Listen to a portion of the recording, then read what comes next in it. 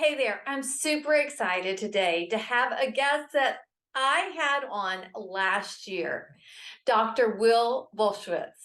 Dr. Will Bulsiewicz is a New York bestseller times two. His latest book is the Fiber Fueled Cookbook. I'm so excited to have him back.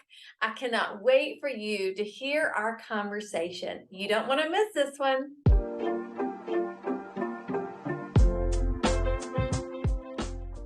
Hello, Dr. V. Thank you so much for coming back to the Well and Worthy Life podcast. Oh, thank you so much for having me. I'm excited to be back on.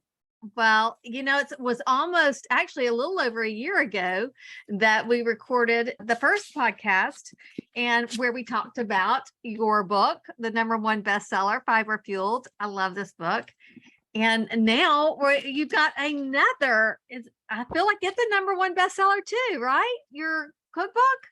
Yeah, it's actually been very wild, Deanna. So, I mean, um, the book came out in May, and it spent 3 weeks on the New York Times bestseller list and sold, gosh, like 50,000 copies in the first month. So wow. it's been really wild, really fun. And also, the amount of effort that goes into creating a book like this. Mm, It actually writing this book didn't have to be that difficult for me. I could have kind of like made it very easy. right. And I chose a more challenging path because I wanted to create a special book Mhm. and a book that I really believed was needed and could really help people. And so that's what I'm most excited about is this. Yes, it is a cookbook. It's full color photography, 125 recipes, but to me, this is actually so much more than a cookbook. This is a book designed to help people heal and optimize their gut. Oh, I agree totally. I think it's so much more than a cookbook. And that's one of the things I love about it. I love a good cookbook. Don't get me wrong. I love the recipes and I love the pretty pictures and all of that. But I think what you've got in this book is so much more than that. And you're right. The easy way would have been just to have a lot of recipes, a lot of pretty pictures, but you went way in depth, a lot more than that. So that's why I'm really excited about talking to you. In our first podcast, we talked about fiber and fiber being sexy. And we talked about your story. So I want everybody to know that you can go back and listen to the first podcast for all of that, because I think that's really great information.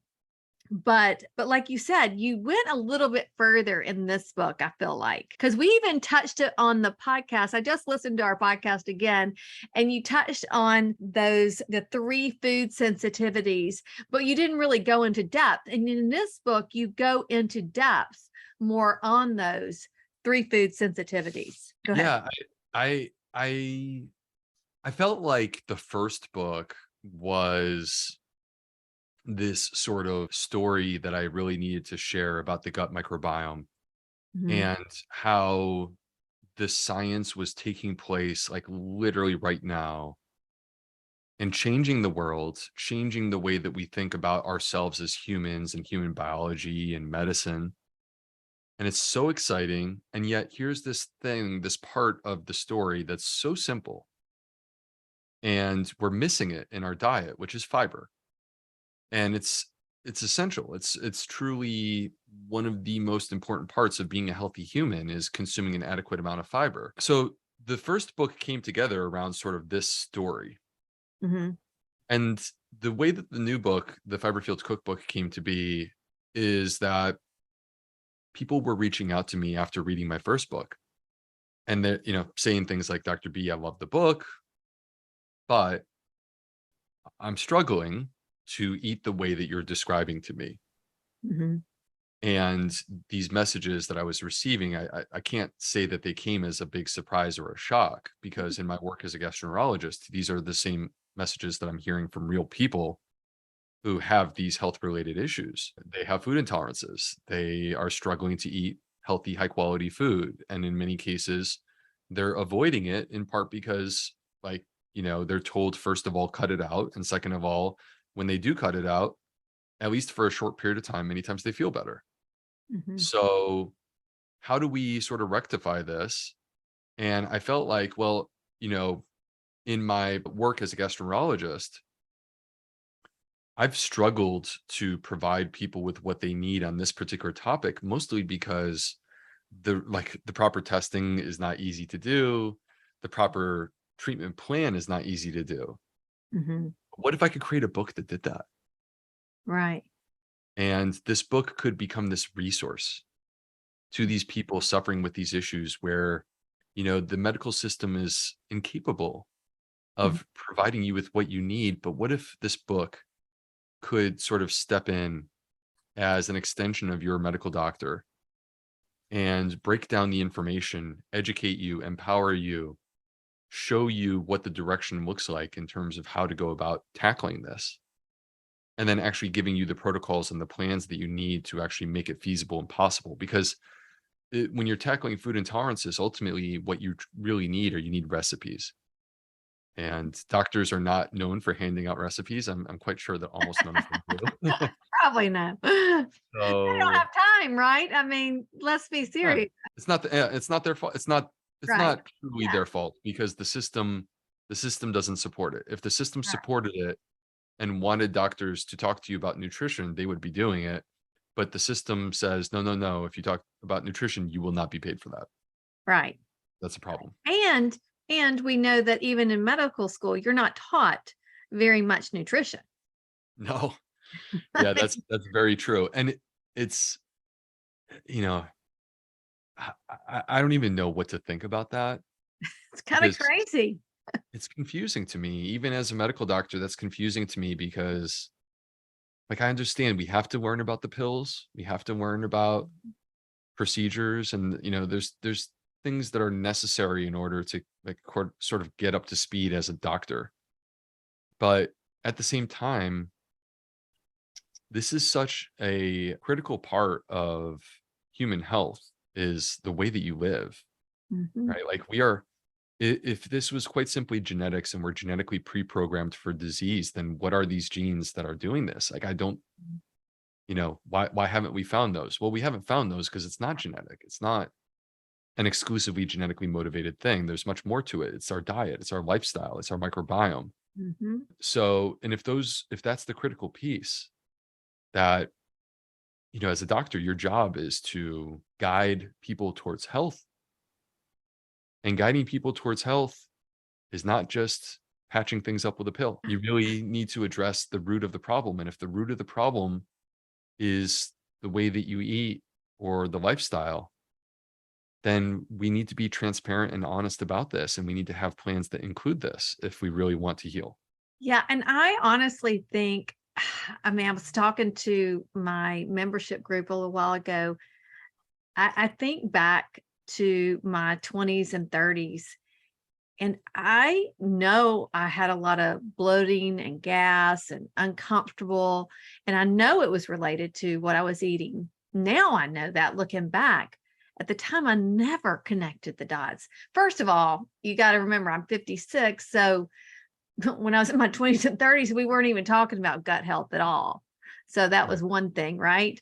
But I even look at my children now who are in their 30s and some ways they eat and I'm like, "Oh my gosh, you must feel horrible."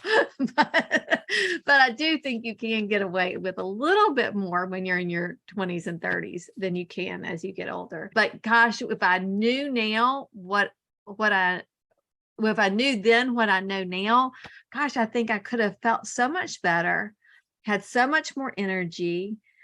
My mind could have been clearer. I mean, just so many things. So that's my hope too, is that people finally like wake up and connect the dots that food is medicine and food has a lot to do with how we feel, our energy levels, our mental health, anxiety, all those different things, right?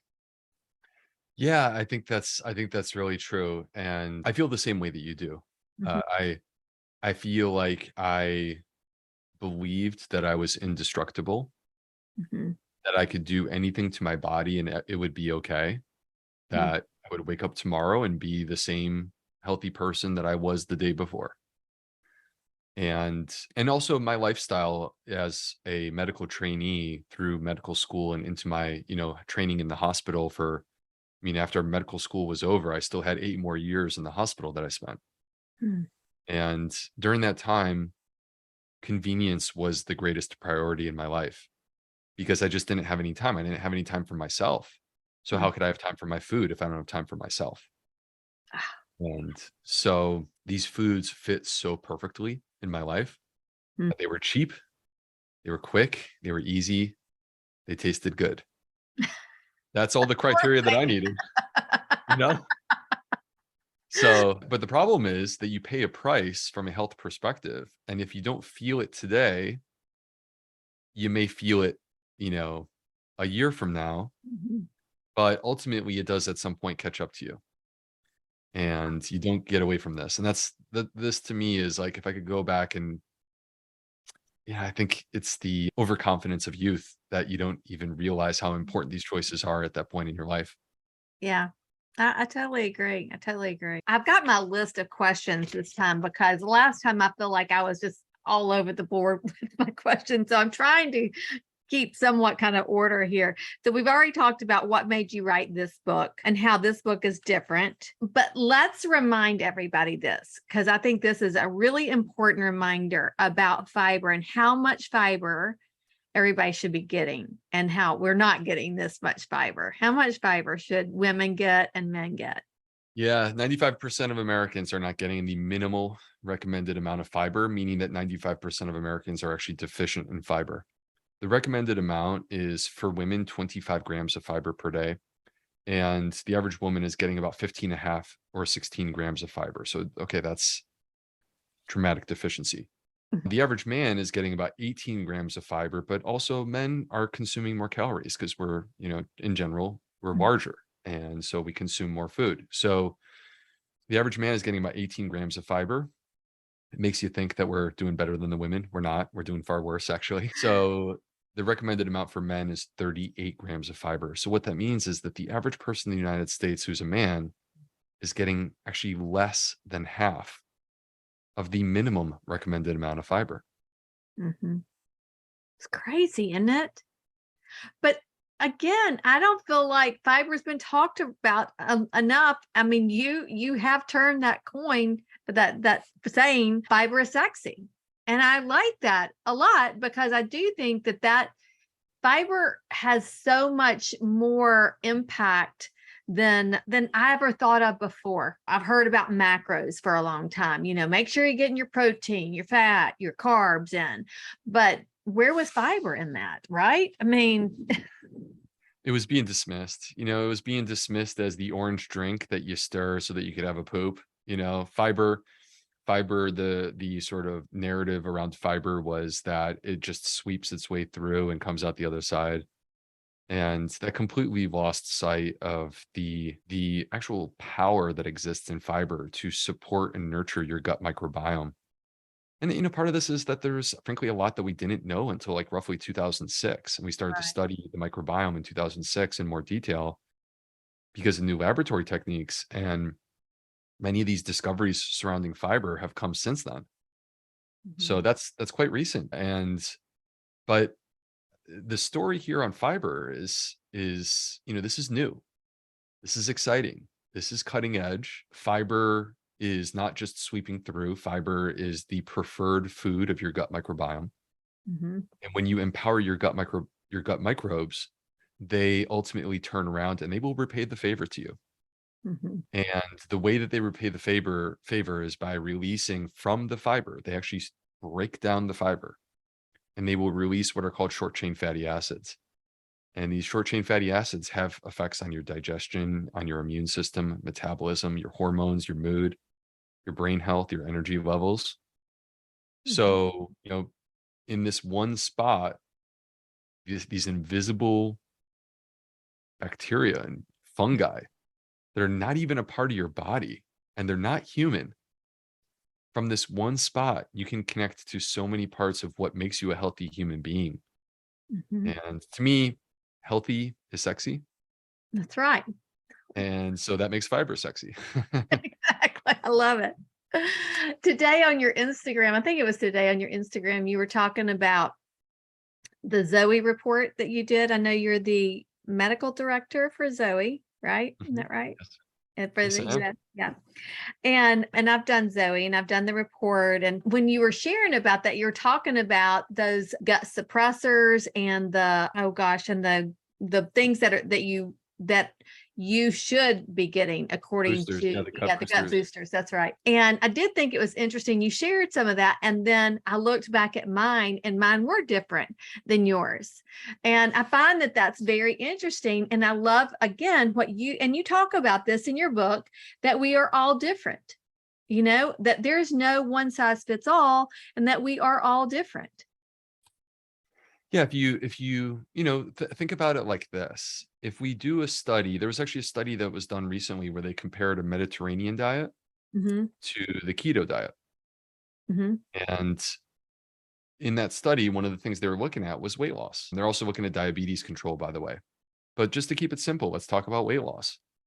And so imagine that you start, like you change what you eat, and the intention is that you want to lose weight. And this is a common thing. Hmm. There's, millions of people who are engaging in this idea right now.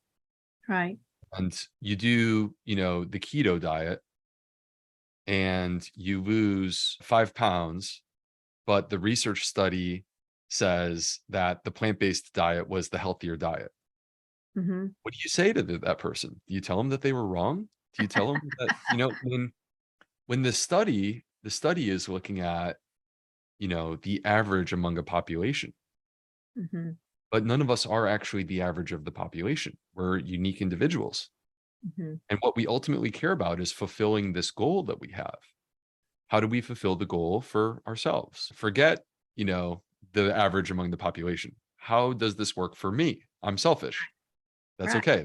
Yeah, That's a good exactly. form of selfishness because you're just trying to be more healthy. So anyway, or what do you say to the person who's doing the plant-based diet and the study says the plant-based diet's the better diet, but they gained 5 pounds on the plant-based diet, right? So what do you say to these people when they have a different response than the population average? Well, all of us to some degree are going to have a different response than the population average because again, we're not average. And so how do we refine our ability and become better at understanding the individual response? How do we create strategies to help people fulfill the best individual response for them? Hmm. And that's really what Zoe is all about. It's quite interesting. Basically, what people do as a part of Zoe, Deanna, you did this, Hmm. is that and I want to hear about your experience and how you felt about it all, but you submit a microbiome specimen and you wear a continuous glucose monitor for up to 2 weeks. The continuous glucose monitor, by the way, is like measuring your blood sugar literally around the clock. And you also submit some blood specimens that can basically check your blood lipids, Hmm. so like fat levels in your blood. And during this 2 weeks of testing, you enter into an app what you're eating. You just say, "This is what I just ate." And so what's interesting is then my information and your information, Deanna, and information from all over the United States and all over the UK. It all goes into one database. And these really advanced computer systems can do complex machine learning algorithms. And what they emerge with is patterns. But the patterns stop being population averages and instead be patterns where they can identify ways to apply it to the individual person. So then the computer comes back and says, well, Deanna, for you, the way that you eat, here are your gut boosters. These are the foods that are best in terms of keeping your microbiome healthy. And here are your gut suppressors. And Dr. B, for you, it's a little bit different. Perhaps not radically different, Right. but it is Right. different. And so that's what we're moving towards is a higher understanding of those individualized responses that we all know exist. How Mhm. do we ultimately get to a place where we can actually understand those individualized responses with more clarity? And I think that the answer is through the power of large pools of data where all of us are contributing to ultimately finding stronger facts for the individual person. Right. I found it very interesting. And one of the things I love the app kind of teaches you along the way. I also loved when I got my test back about all my good microbes that I had, my bad microbes. I was like, I thought I would have had a lot more good microbes. I was really disappointed. But that's even more reason why I need to eat my gut boosters, right? And stay away from my suppressors. Well, and with that, it's important to keep in mind that what ultimately matters is not the microbes themselves. Mhm. What ultimately matters is the chemicals that are produced by the microbes. And we call those the postbiotics. So earlier I was talking about the short Mhm. chain fatty acids. Those are examples of what can be produced by these microbes, Mhm. because those are the parts that are chemically active. Those are the parts that ultimately are going to impact your body and how it works. And so if you take a bad set of microbes Mhm. and you feed it a very healthy diet, you Mhm. will still produce healthy chemicals. And if you take a good set of microbes and you feed it an unhealthy diet, you will still produce very unhealthy chemicals. And so at the end of the day, what you are trying to accomplish is, with Zoe, for example, you're trying to accomplish good control of your blood sugar and your blood fat, Mhm. and diet and understanding what foods to feed into that equation becomes the critical piece that you can very rapidly change. And whether or not your microbiome changes with the diet, there's a little bit of TBD there. There's a little bit of like, how much is the microbiome going to shift? But at the end of the day, if you achieve the end result, which is a nice, strong metabolism, that's what matters. That's what you're ultimately trying to accomplish. So going back to this blood sugar and blood fat. So there's a lot of talk on blood sugar and balancing your blood sugar and all of that. Do you really focus on that when you're eating? Because you eat still a primarily plant-based diet, correct? Mhm. Correct. I think we need to separate out the trend towards using blood sugar as the guide for dietary choices Okay. away from a system that includes blood sugar as one of the variables, but is also including a whole lot of other stuff. Right? So this system is acknowledging that your health is more than just your blood sugar. Mm-hmm. And the way that I feel about it is your health is more than just your blood sugar. Mm-hmm. So if the only thing you cared about is your blood sugar, it would motivate you to make choices that could actually be unhealthy choices. And you would be consuming foods that perhaps increase your risk of heart disease or increase your risk of cancer, Mm-hmm. but they don't raise your blood sugar as much, right? Right. Or alternatively, you would be foregoing and giving up the foods that reduce your risk of heart disease, reduce your risk of cancer. Mm-hmm. But the reason why you're giving them up is because they raise your blood sugar. Mm-hmm. So there's more to health than just this one measure. And we have to be smart enough to see that bigger picture and understand it, Mm-hmm. because otherwise you're giving up berries. And berries are so good for you. Right. Well, do you think I mean, I hear now it's the order in which you eat it. Like just don't eat berries by themselves so that they don't spike your insulin. And maybe you should eat a protein with it or something like that. What are your thoughts on that? Do you not worry about that?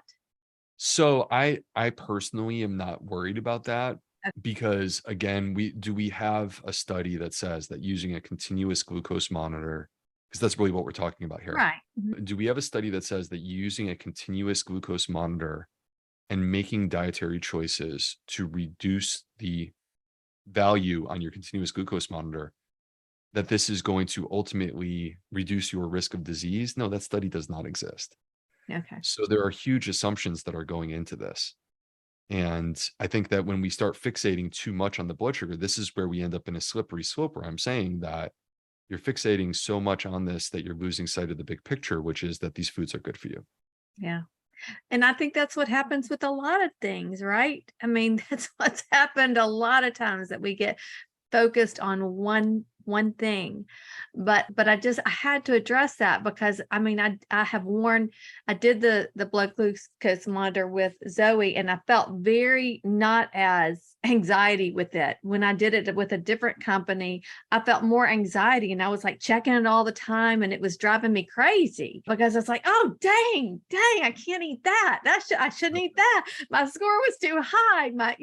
It was bothering me so bad. So I like that because I do think that can head us down a whole nother rabbit hole. But let's go to blood fat. I still don't really understand that enough. And I don't think that term is used very much at all. What is that? So, first of all, fat is everywhere. Right. So, people may think that plants don't have fat, or they may say, oh, well, avocados have fat, but most plants don't have fat.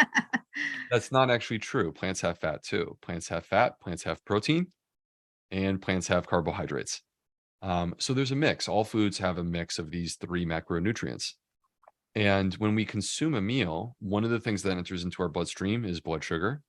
But Mhm. the other thing that enters into our bloodstream is blood fat. Blood fat gets absorbed from that meal. The body breaks down the food using digestive enzymes. Mhm. And in the small bowel, after the food is broken down, you have this fat that's traveling through your intestine and it comes into contact with bile. And bile helps to effectively put the fat in a position where it's ready to be absorbed. And Mhm. it enters into the bloodstream as triglycerides. And these triglycerides, we have a habit in our doctor's office of doing a fasting triglyceride. Mhm. And the reason that we do it fasting is because that's the only way that we can standardize in our current healthcare system so that we can compare like my number to your number. Mm. We have to do it fasting because otherwise that implies that we're eating food. And what is the food that we're eating? And how do Mhm. we standardize that? Right. So that's the problem. But with Zoe, what we've done is we've given standardized meals Right. The and muffins, right? the muffins, Yeah. right? So you eat these muffins, and then after the muffin, you check your blood sugar. Mhm. After the muffin, you check your blood fat. And what I would make a comparison here is to like making an assessment of a person's athletic performance. Mhm. So let's pretend that we're going to test their cardiovascular fitness. Like, how good are they at running? Right? You Mhm. could look at them standing there and you could try to guess, well, they look pretty athletic or they don't, Right. right? And you could try to guess what's going to happen once you actually set them off running. That's kind of what we're doing when we do fasting measures. When you do a fasting measure of sugar and fasting measure of blood fat, like triglycerides, Mhm. you're just kind of looking at them at rest before they've even moved. But if Mhm. you want to test how good they are at moving, you should make a move. And that's going to give you a true value, a true measure of how well they can perform. Mhm. And so when it comes to blood fat, testing a measure at fasting is Mhm. no comparison to testing it after a meal. Again, what we come back to is you have to have a standardized meal. So that's what Zoe accomplishes is we have the standardized meal Right. and then we check your blood fat after the meal and we see what it does. And this is the measure of the performance of your metabolism. Some people are going to have a very high blood fat. Some people are going to have a very low blood fat. You give the exact same food to two different people, you will have two different responses. This is what personalized nutrition is. And so, but this blood fat that we're measuring in this setting is a far more powerful predictor of your risk of heart disease, which is our number one killer.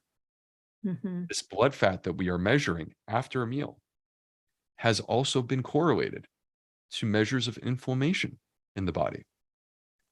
And so it kind of feels like a little bit like the more that we learn, the more I'm like, so why are we just testing people fasting? Right? Right. Like it's such Right. a weak Yeah. measure compared to what we could get. And Mhm. so with this, we're looking at these measures after these standardized meals and seeing these individualized responses. And these individualized responses, we actually know from our research what underpins them. Mm. One of the top things in terms of determining your blood fat is actually your microbiome.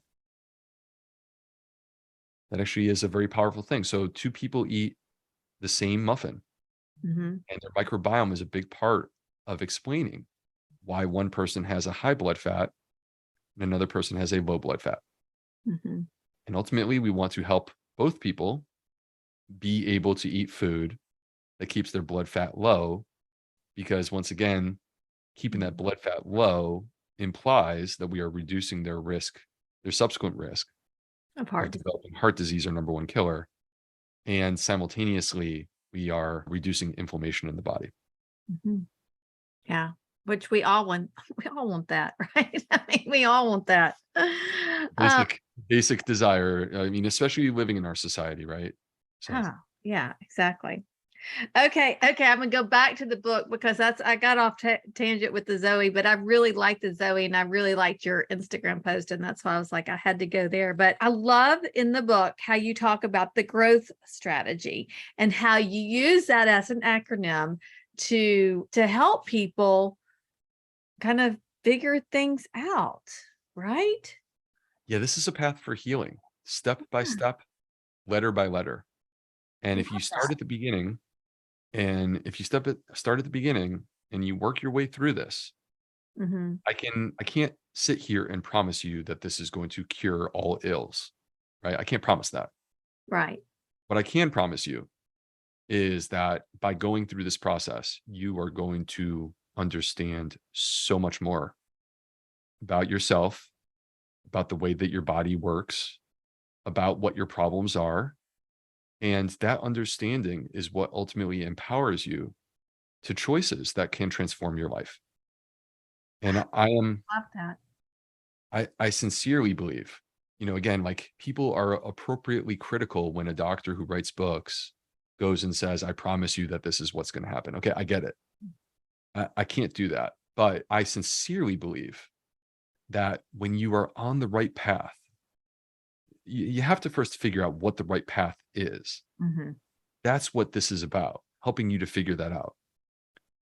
And I sincerely believe that once you are on the right path, that it's quite simply a matter of time and persistence.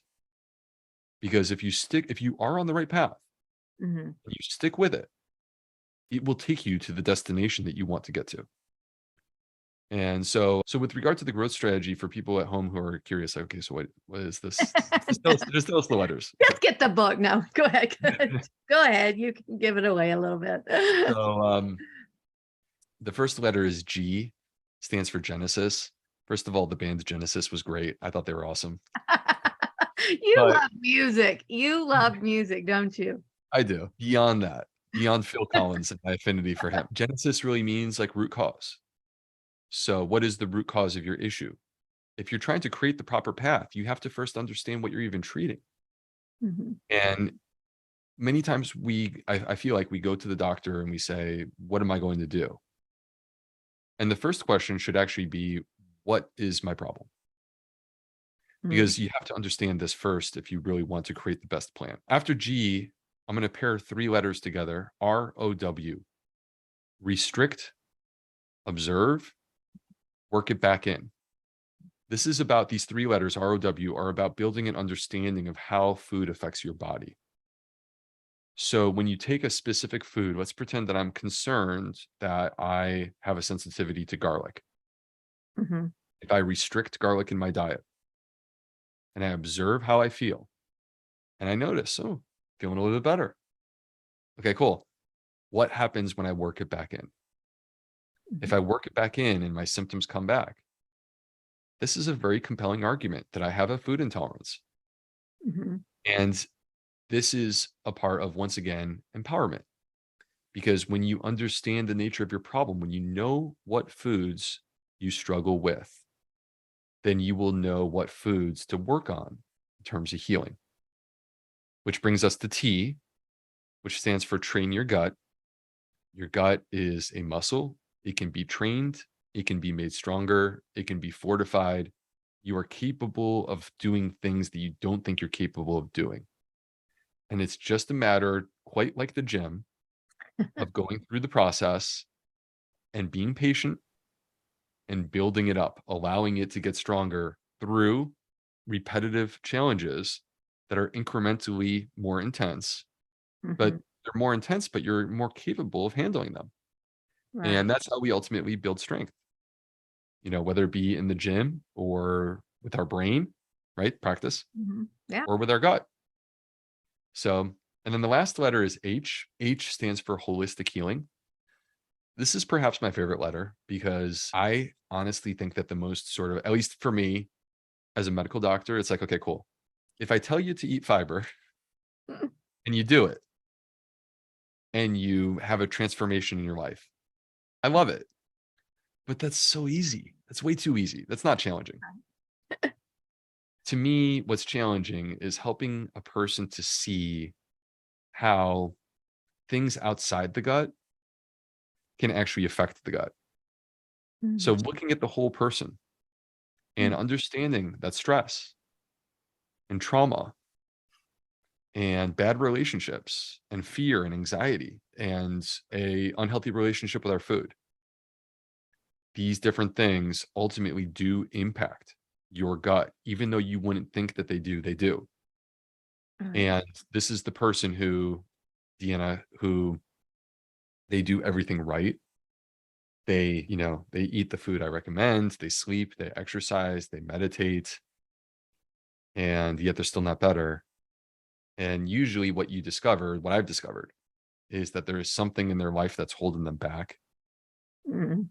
When you relieve them of this weight that is holding them back, they're like a rocket ship towards health. And it's the most beautiful and exciting thing to see, but it's not as easy to get to and not conventional medicine.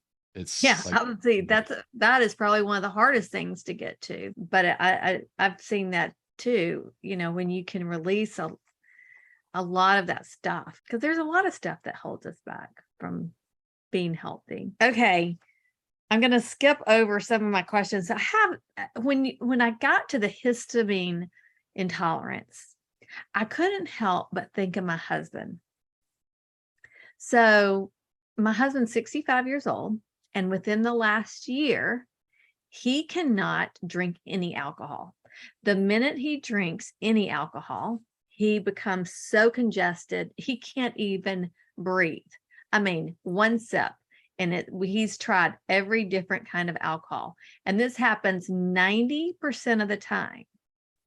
And he says he becomes when he like he gets so stopped up that then he'll go blow his nose and it's like bubble gum all of a sudden. Would that be a histamine intolerance very that easily could be. built up? It very easily could be. It very easily could be. So for those who are wondering, histamine intolerance, first of all, histamine is a normal part of our body. Mhm, Histamine is involved in health bodily processes. It's a signaling molecule. So like I have histamine in my bloodstream literally right now. mhm, And when it's in balance, perfectly fine. When it's out of balance, it can be a problem. And it can cause congestion, sinus issues, sore throat, chronic cough, headaches, migraines, palpitations or funny heartbeats, rapid heartbeat, lightheadedness, GI symptoms like bloating or abdominal pain or nausea or diarrhea or constipation or fatigue or painful menstrual cycles. So there are many different types of symptoms affecting the whole body mhm, that could be histamine intolerance. And when a person has histamine intolerance, those symptoms occur when they consume foods that are high in histamine. Alcohol is a high histamine food. All fermented foods are high histamine foods. So fermented is not just alcohol or sauerkraut, but it's also vinegar or chocolate, things like that. Fish is often high in histamine. From a plant-based perspective, spinach, tomatoes, eggplants, and avocados are the high histamine foods. So when a person has a histamine intolerance and they consume these foods, they manifest symptoms like what your husband's describing. And the way that you know is if you temporarily eliminate those foods and you don't have those symptoms, then you have demonstrated that this is a histamine intolerance. mhm. And then it's a matter of building up, because so we don't want to permanently eliminate. We want Right. to 'Cause that's temporarily. real frustrating for him because he's like, we were somewhere, well, we were in Turks and Caicos this a couple of weeks ago, and he was like, I would give anything to just have a beer, just a cold beer. Yeah. I know. I feel bad. I know. I mean, I feel sorry for him too. I don't even drink much hardly at all. And Right, but but he's I on mean, it's vacation. the He's on most, vacation. yeah, exactly. And I mean, it is every time. I mean, like I said, 98% of the time. And I mean, I'm like, why do you keep doing this to yourself? He keeps trying it and it happens every time. So can he build up? Can he go through this and try to build up alcohol? How would you do that? So I would actually do it not by focusing on the alcohol, believe it or not, Mhm. because this is so one of the things that people will learn if they read the book, because there's a deep dive into histamine intolerance, and the book includes 26 recipes that are low histamine. Right. They're really designed to help people understand their relationship with histamine and whether or not they have histamine intolerance. So the way that you approach this Mhm. is that there's quite a bit when it comes to histamine that we control. We control whether or not we consume the high histamine food. We control the quantity of the high histamine food that we consume. Mhm. We also control, to some degree, the amount of enzyme to break down the histamine. Mhm. The way that we do that, you could do it through a supplement, but the way that I recommend doing that is with sprouts. Okay. So it turns out that if you sprout legumes, specifically peas, Okay. if you sprout I'm writing peas, this down. yeah, It's probably in the book, especially but it's in the book. So, but if you okay. sprout peas in the dark, not just sprout peas, but if you sprout peas in the dark, Mhm. they will produce this enzyme called diamine oxidase, DAO, where it Okay. turns out the DAO is the exact enzyme that your body needs to break down histamine. So if you were to consume these sprouted peas around the meal, that's going to be higher in histamine. For example, I mean, I can't promise this. Yeah. I'd be curious to see what happens, Yeah. but We're gonna take it. We're gonna do this. So yeah, what if this works, right? This is the thing, like, exactly. we got nothing to lose here. So, what if this works? What if he munches on some sprouted peas Mhm. and drinks half of a beer and has no symptoms? Massive win, right? Massive win. Yeah. Massive win. Now, maybe he can't handle a whole beer, Mhm. but maybe he could do a half of a beer, Right. and that's where we start. The other thing that you control is the health of your gut and specifically the gut barrier. So people that have histamine intolerance have a broken down gut barrier. Mhm. And so we want to rebuild that. And the way that we rebuild that is through diet and specifically fiber. And so what's really cool is like this is kind of a ninja thing because people don't even realize that this is happening. But if you eat the recipes that are in my book, they're low in histamine and they're high in fiber, which is exactly what you need. So in So order, I need to cook more for him. Is that's what you're telling me? He's maybe not a maybe we'll cook, so crack in I the book got a to little be bit. the one to cook it. So Well, I think it's worth trying out. I think yeah. it's worth trying No, out and I seeing where agree. it takes. I definitely agree. I think we'll definitely try that because I do think that that's important. And I did think that was very interesting because he has talked to doctor after doctor and told them about this, about his, and we just kept saying, well, he's allergic to alcohol. He's allergic to alcohol. And then when I was diving deeper into your book, I'm like, no, this is a histamine intolerance. I mean, like, You know, there's tremendous overlap between allergies and histamine intolerance, and it can right. be hard to just separate the two sometimes.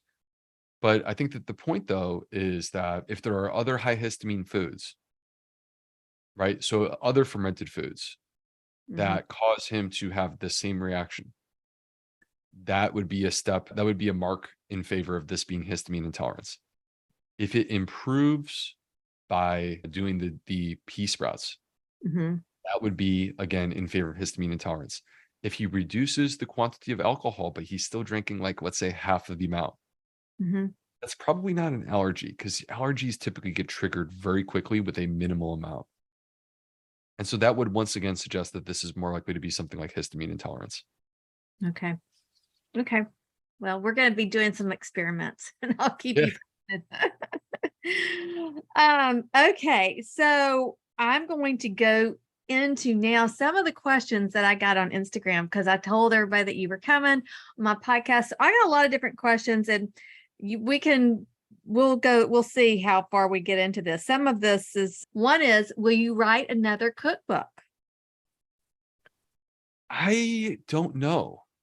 I sincerely don't know. I don't have a contract to do another cookbook, and I wouldn't say no, but I also wouldn't say yes. This Mhm. was something that I felt I needed to do, and I tend to be a writer. I want to write about things that I believe in. I don't write for the sake of selling books. I write because I believe that it's a great opportunity to help people. Yeah. Oh, you can tell that in the way you write. You can tell that. Okay. Is it possible? And I know you covered this on your Instagram. I love this question though. Is it possible to eat too much fiber? It is. It's possible to consume too much of anything. It's possible to breathe too much oxygen. It's possible to drink too much water. Yeah. Think about it, your gut like it's a muscle, and fiber is exercise for your gut, Mhm. right? There's a certain distance that we're all capable of running, all of us.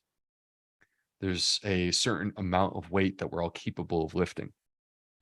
What is that amount of work in terms of fiber that your gut is capable of doing? That's where you want to be for now.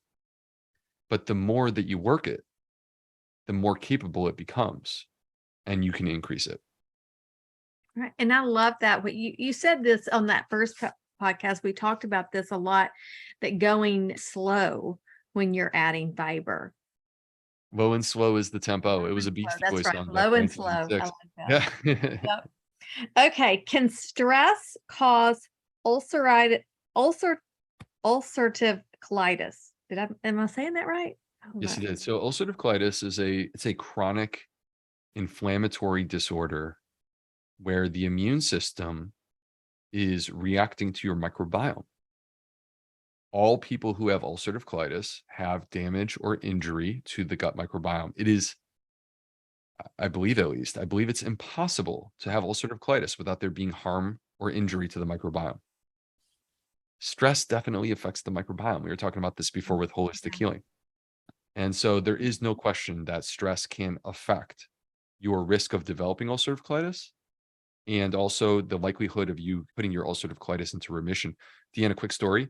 I had a patient a couple months ago who she was in a flare for a very long time. Mhm. We were trying everything, diet, sleep, exercise. She could not get back into remission with her ulcerative colitis until she quit her job.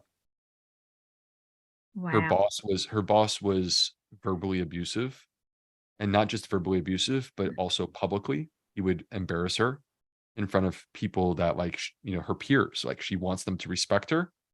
And how can you feel respected when you're being like torn to shreds publicly? So anyway, she had the audacity to leave this job, even though it was a financial risk for her. Mhm. And she went immediately into remission when she did that. Crazy. That goes back to the last part that on growth, right? I mean, that goes back Fine. to the healing, holistic Holistic healing. healing. Yeah, exactly. I mean, perfect. I love that. Okay, this is a good one. As a busy mom, I use canned beans, not dried. But will this have a negative effect on our gut biome? Yeah. Heck no. It's going to have a super healthy effect on your gut microbiome. I use canned beans too. Don't feel bad at all. They're Canned, quicker. dried. Oh, absolutely. And the beauty of beans is that they are high in fiber, high in resistant starches, and high in polyphenols. That actually are the three main types of prebiotics. So you are getting the whole spectrum of prebiotic health for your gut microbiome. Is there a best bean? Honestly, if you give me the choice between 3 mediocre beans, which I don't even know that any of them are mediocre, versus 1 best bean, I'll take the 3 mediocre. I don't know what the best bean is. I just think variety is great. Okay. Yeah, diversity. You talk about that a lot too. And I do love that. I know on my gut boosters, black beans and chickpeas were some of my top ones. Lucky you. Hummus. Exactly. Okay. How do you increase iron on a plant-based diet? Oh, good question. A couple of things. First of all, if you are low in iron, you need to make sure there's not something going on from a medical perspective. Mhm. Make sure you're up to date on colonoscopy. Make sure you're not having black tarry stools, which would suggest bleeding. For women, have to pay attention, of course, to your menstrual cycle. And then celiac disease is a consideration for low iron. Some people who have celiac, they don't absorb iron. So with all that said, here's a couple tips. First of all, vitamin C. Vitamin C dramatically increases iron absorption. It's a little trick. So when you consume iron, whether it's food or a supplement, add in whether it be an orange or a squeeze of lemon in your water or even some strawberries. Vitamin C boosts iron absorption. What has a lot of iron? Okay, so legumes, so like all beans have iron. Many seeds, so like chia seeds, hemp seeds, pumpkin seeds, kale has quite a bit, quinoa has quite a bit. Mhm. So those are some of the higher iron foods. And if push comes to shove, there's an iron supplement that is plant-based. I have no relationship with this company, but I've had great success having people use it. It's called Gaia Plant Force, Mhm. Plant Force Iron. And it's a liquid supplement that you just quite simply take. I forget what the order is on what the order is on the bottle, but you just take that. One of the important points, Deanna, is that the iron that is in animal products is different than the iron that is in plants. The iron that is in plants is not as readily absorbable. The iron that is in animal products is more easily absorbed, but it's also inflammatory. Mhm. It's called heme iron. It has been connected to increased risk of both heart disease and cancer, our top two killers. Mhm. I don't think that's a compromise that you should be taking in order to boost your iron levels. There are many ways to boost your iron levels based on what I just said a minute ago. You shouldn't feel like you have to eat animal products to get your iron. That does not make sense to me. Okay. Creatine supplements, good or bad? That's not plant-based, is it? Creatine's not plant-based. Creatine actually is, you can get Oh, vegan it is? creatine. Yeah. Oh, okay. Yeah. I didn't know that. Yes, it is. Yeah, it's cool. I actually use it myself. All right. So a couple things on creatine. First of all, it's probably the most studied fitness related supplement out there, or at a minimum, it's been studied extensively. And from a fitness perspective, extremely helpful. And this is why I use it. I found it to be extremely helpful. But the other thing is that it's actually good for your brain too. Mhm. Your body is capable of producing creatine without a supplement. But when you supplement, you do enhance the ability of boosting the creatine levels in your body. So I actually am a believer. I think creatine is good for us. Is there a specific brand or I don't kind? have a specific brand. I don't have a specific brand. I don't like vouching for brands unless I really know. Right. What's it? Um, Because they add so many different things, right? right. But the amount, the typical dose of creatine is 5 grams or less per day. So I'm a big guy. I'm 6'4". I'm over 200 pounds. And that's what I use. I use 5 grams of creatine. So Okay. like, Deanna, you may not need that much. Yeah.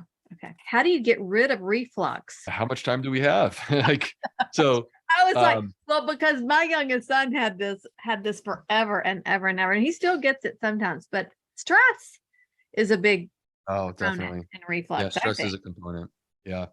I actually taught a course on this. So, sometimes there are people who want me to go and do a deep dive into one particular topic. And the problem is it's hard for me to do that unless it's inside of a course, because Right. like I write a book like Fiber Fueled, 95% of the people, that's not what they're there for. Mhm. So anyway, so for those who are interested, I have a course available if you want to check this out. But a couple of the quick tips. So a big one is no food after dinner, no alcohol after dinner. So you want to have an early bedtime and then you want to create a buffer. This is actually good for fasting anyway. This is good for you. Have an early dinner and then like only water after dinner. That's it. Mhm. And ideally at least 4 hours. So before you go to bed, increase your fiber intake. Fiber psyllium husk has been shown to reduce reflux. Mediterranean diet has been shown to reduce reflux. If you eliminate alcohol and caffeine and replace it with water, that has been shown to reduce reflux. Here's an interesting one. sleeping on your left side has been Really? shown to reduce reflux. Wow. Yep. The fun stuff, fat like oil, chocolate, and caffeine, spicy stuff. These are the things that make reflux worse. Alcohol. So, sorry, I don't mean to be a party pooper, but it It is what it is, right? is what it is. These are the Oh facts. gosh. Yeah, I've watched my son. He was diagnosed with IBS when he was young, and he quickly learned, and he would have reflux super bad. But he is now he's 28, and he's really learned. Sometimes he still has it, and it's horrible. But anyway, he's learned to stay away from the alcohol, and that was hard when he was growing up, you know? And that's the trade-off is like, many times I've seen people where they're like, I don't understand why I have this. I'm like, well, for example, like how much coffee are you drinking or how much alcohol do you consume? And there's quite a bit. And it's like, well, you could eliminate that. And what happens? They're like, I don't know if I could do that. Okay, fine. Well, then what do you want me to do? Like now we have to use medication. So Right, exactly, exactly. Okay, 2 more questions. One are I noticed, and I love this recipe that you've got in there. There's a couple that I really love, but this one, and it's so simple. It's the sourdough bread with the chia jam. The chia. nice. So what are the health benefits, or are there health benefits from sourdough bread? Well, to me, sourdough bread is, first of all, it all starts with the flour. Mhm. If you were going to construct the healthiest bread possible, it would actually be bread that you made yourself. Right. Because then you can buy high quality flour that's, organic from a reputable source, whole grain, and then you're making sourdough. Sourdough is where the microbes come in. It's so fascinating, at least to me. I find it fascinating to consider that, you hear people talk about a sourdough starter. Do you know how you make a I've got sourdough a starter? friend that had been doing it. It's like having a pet. Oh, Deanna, I'm sure that you've been out to San Francisco and gone down to the wharf, right? And Yes. they have Uh-huh. they have the what is it, Boudoin sourdough. Uh-huh. Uh-huh. They're using the same starter since like 1856. Oh my gosh. Yes, they're using the exact same starter that arrived in San Francisco like, 170 years ago. Okay, so now how do you make a starter? Do you know how easy this is? There's 2 ingredients. One of them we all have. Water and flour. That's it. Now you can't use like bleached white flour because the bleach is bleach. Like it's gonna kill stuff. Right. So you need stuff that's unbleached and ideally less processed. But when you have that, then guess what? The microbes are there. The Mhm. microbes are there. We can't see them, but they're there. And you combine that with water, and the microbes spring to life and they transform it from flour into sourdough. And Mhm. that sourdough can be ultimately turned into a loaf of bread. And I think it's delicious, but it's I also I good for you. love sourdough bread. I love Yeah, it. it's so good for you too. Mhm. Yeah. And it's so nice because for so many years I felt like I couldn't eat bread, right? So it's so nice to now I haven't done my own sourdough starter or any I don't make my own bread. I just get it from a reputable source and I'm good. But The reputable source is good. Like knowing your baker, to me is like a great option. Don't just assume sourdough that you get at your normal oh yeah. supermarket. That's like white flour stuff. And sometimes they cut corners and like pour vinegar in to make it taste sour. That's nonsense. Yeah. So, but you never know, Deanna. Maybe you're gonna start your own starter. The, You the never know. You never know. I'd rather borrow some of somebody else's starter. So I think but your starter is a reflection of you, which is really cool. really okay. Like, yeah. Maybe I'm So gonna like do your it. If husband, I do it, I'm tagging you in it. I'm gonna put it on Instagram. your husband should say, this is the best starter in the world because it comes from you. It's a reflection of you. It's really Right. cool. There you go. Okay, last question, because I've kept you way too long. But what is your favorite recipe in the cookbook, in your book? Oh man, that is I uh know that was gonna be a tough one, but I was like, I gotta ask it. okay. Gosh. I'm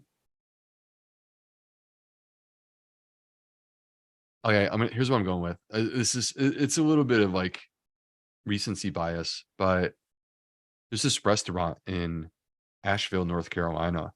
Mhm. It's called Plant. If you ever go to Asheville, get a reservation for Saturday night and go. It's called Plant, Plant, completely vegan. Mhm. Very, very creative.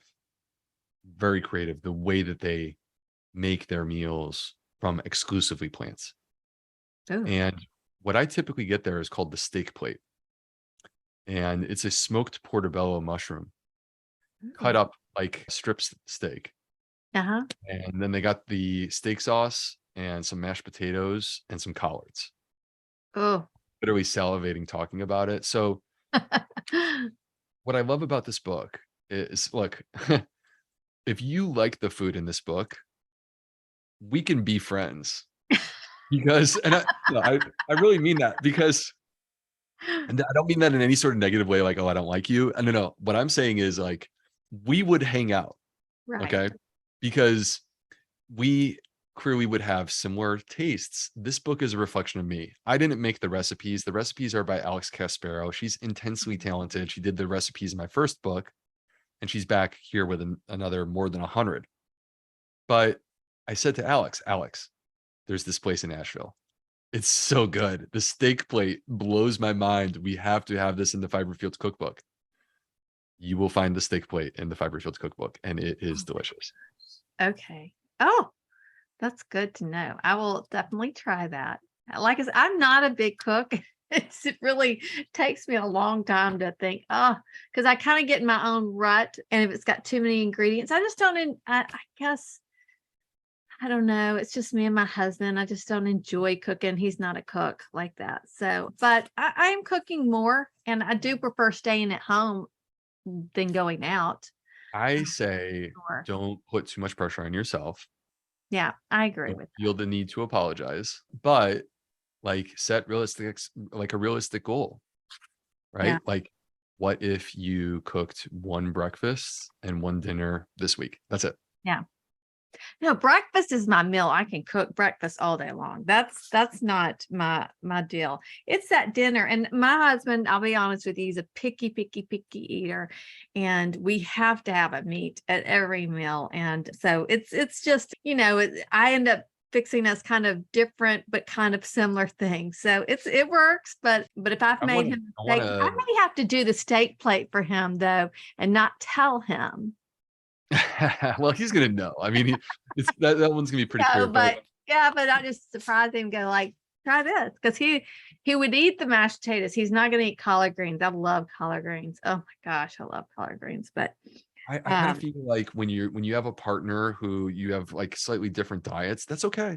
That's okay. We're different people, right? Like my wife and I have different taste buds. I like spicy stuff. She doesn't. So I feel like the play and like the move there is to make sure that you're picking out a recipe that you can make this concession where you're going to put on top whatever it is that they like. mhm. So like that's where bowls are really nice, some sort I of love bowl. bowls. Yeah. Yeah, because then, like, if you like shrimp or chicken or whatever it may be, Right. just boom, just plop that on top. He's a happy man, Exactly. and it was sort of a ninja move where you, like, snuck some plants in there, you know? Yeah. Exactly. Exactly. Well, Dr. B, thank you again so much. Be sure and tell everybody how to stay in touch with you and keep up with you and all of that stuff. So tell everybody where they can. So, my new book is the Fiber Fueled Cookbook, and my first book was Fiber Fueled. If you check out these books, let me know, shoot me a message on Instagram, share it to your stories, tag me.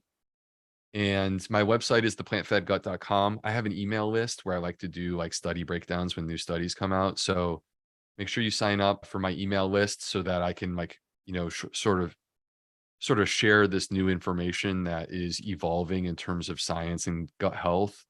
And I can do it, in a way that's, I think there's more to it than what you find on social media. Oh, yeah. But you'll find me on social media too. I'm the Gut Health MD on both Instagram and Facebook. And you're great. And I really like following you on Instagram because you share a lot. Your reels are really great. But and you're understandable, like you don't try to make everything so complicated. And I love the other thing that you always say, it's progress over perfection, that we're all different. So I love that. Yeah, Yeah. totally. So thank you again so much. I really appreciate it, and I'll have you back on when you write another book, or maybe we'll do something else together. But I love talking to you and learning more from you every time. It's always a pleasure, Deanna. Thank you so much. And I'm hoping that your husband can have his beer. I am And hoping maybe to. I'm even going to with keep one you of the posted on that. maybe even with one of the recipes from the book. You never know. There you go. There you go. Well, thanks again. Thank you. I hope you enjoyed the show as much as I did. But before we go, can you do me a favor and rate and review the podcast? Rating and reviewing a podcast not only helps others find it, but it's also similar to that know, like, and trust factor you have with your friends and family. Listeners respect the reviews of other listeners, so your glowing reviews are like trusted recommendations for other listeners. Hey, and go ahead and hit that subscribe button so you don't miss an episode. Until next week, I hope you make those small, consistent changes that lead you to your best you.